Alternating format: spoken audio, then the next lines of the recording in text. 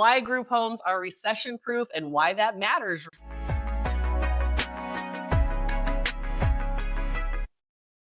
If you've been paying attention to the economy at all, you can feel it.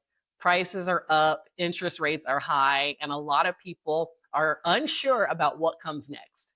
Maybe you've been thinking about starting something new and you're wondering if now is really the time. Or maybe you already own real estate and you're asking yourself whether what you're doing right now is still going to work if the economy slows down even more. Today, I'm going to talk to you about why group homes, specifically co-living independent adult group homes, tend to hold up well during economic downturns. They're not exciting and they're not popular, but they are built around a need that does not disappear when money gets tight. What recession proof really means. Before we go any further, I want to be clear about what I mean when I say recession proof. It doesn't mean that nothing ever goes wrong. It doesn't mean that every month is perfect. What it does mean is that the demand does not vanish overnight. It means that your income is not tied to luxury items or trends or that kind of spending. It means that your business can adjust instead of just falling apart. During recessions, some industries slow way down and some stop entirely, but housing is not one of those. Housing is a need, it's not extra. At the most basic level, people need a place to live. When the economy shifts, people don't stop paying for housing. They do stop paying for upgrades, convenience, and other extras. So they might downsize or they move in with other people. They look for options that make their budget easier to manage. And that's where co-living and group homes come in.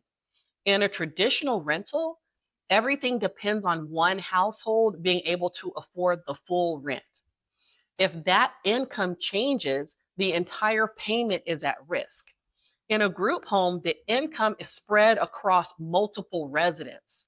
That alone changes the stability of the property. The people who need group homes don't disappear. Another thing that's important to understand is who group homes serve. We're talking about adults who need affordable, stable housing, including people with disabilities, seniors on fixed incomes, veterans, and people transitioning out of homelessness, and sometimes adults who simply can't keep up with the rising rents. Those needs don't go away in a recession. If anything, they actually increase. And many residents are supported by predictable income sources like benefits, SSI, SSDI, or special programs or organizations that help cover housing costs. That consistency matters. When the economy is strong, people want space and they want privacy. But when the economy tightens, people just want certainty. Group homes and co-living homes offer predictable monthly costs, often with utilities included, and a lower barrier to entry than a traditional apartment. During uncertain times, that becomes appealing to people who may never have considered shared housing before. It's not a downgrade, it's a practical decision for them at that point. One of the reasons I'm personally comfortable with this model is how the income is structured. In a single family rental, one tenant leaving means 100% of the income is gone. But in a co-living home, one resident leaving doesn't shut the whole operation down. It gives you time and it gives you options. That difference becomes especially important during economic slowdowns. There's a common assumption that group homes are hard to fill. In reality, many operators don't rely on traditional marketing at all. They work with caseworkers, social workers, placement agents, and organizations that are actively looking for housing. These groups aren't browsing listings casually. They're trying to solve an urgent problem. And when the economy tightens, those requests usually increase. Another reason co-living homes hold up well is that they're built on cash flow, not speculation. You're not waiting for the market to rise to make the numbers work. You're creating income through how the home is structured and how it's managed. That makes the co-living model less sensitive to market swings and interest rate changes. The co-living model is not about finding the perfect moment to start. There will always be something happening in the economy.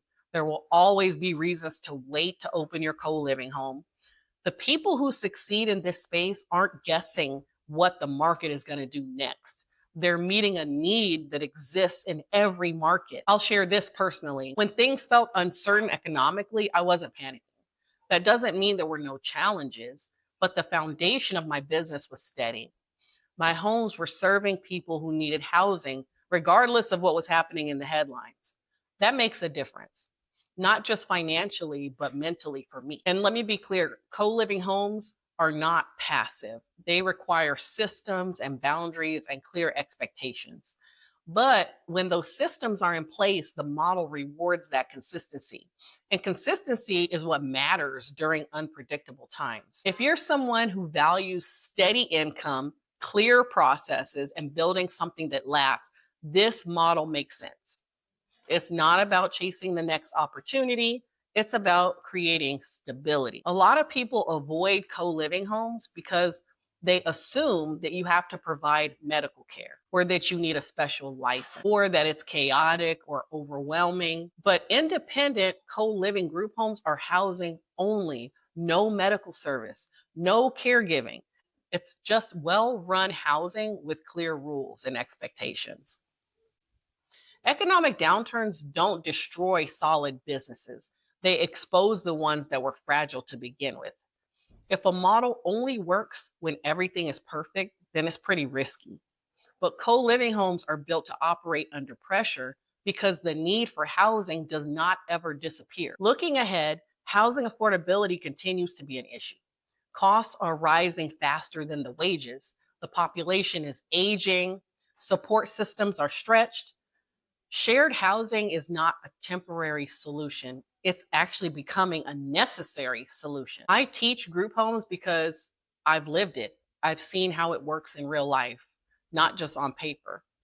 I have 3 co-living group homes in San Antonio, Texas, and I live in Los Angeles, California. So I teach other people how to open and operate their own co-living homes, whether they're in the same city or they're working on it remotely. So I've watched other people use this model to create stability for themselves and housing for others. There will never be a moment where everything feels completely safe. But there are housing models and real estate models that make sense even when things feel uncertain. This is one of them. The co living model is a good fit if you want predictable income, a business that's built on real demand, and systems that you can manage whether you're in the same city or not. And if you want a long term approach, it's not a good fit for you if you're looking for something that's completely hands off or something that's instant. Economic cycles come and go, but housing needs remain the same. The question isn't whether the economy will change, it's whether what you're building can handle that change. Co-living homes hold up because they're built around necessity. If this video helped you think differently about housing and stability, please subscribe to the channel. I share what I've learned from actually doing this step by step. And if you want to learn how to build a group home responsibly and sustainably, I'll show you where to start. I'll see you in the next video.